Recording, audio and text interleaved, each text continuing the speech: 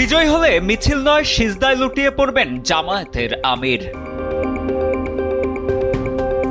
ত্রয়োদশ জাতীয় সংসদ নির্বাচন ও গণভোটের ভোট গ্রহণ শেষে গণনা শুরুর প্রেক্ষিতে বাংলাদেশ জামায়াতে ইসলামীর আমির ডাক্তার শফিকুর রহমান বলেছেন, মহান রাব্বুল ইজ্জতের একান্ত মেহেরবানিতে মজলুমদের বিজয় দান করলে মিছিল, স্লোগান বা উচ্ছ্বাসের প্রয়োজন হবে না, বরং সবাই সিজদায় পড়ে আল্লাহর শুকর আদায় করবেন।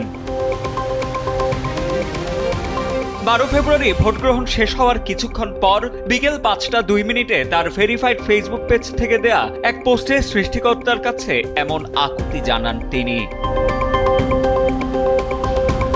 ত্রয়োদশ জাতীয় সংসদ নির্বাচন জামায়াত বিজয়ী হওয়ার প্রেক্ষিতে ডাক্তার শফিকুর রহমান আরও লেখেন, মন ভরে আল্লাহ তাআলার শুকর আদায় করব এবং জাতির সেবার জন্য মহান রবের একান্ত সাহায্য কামনা করব।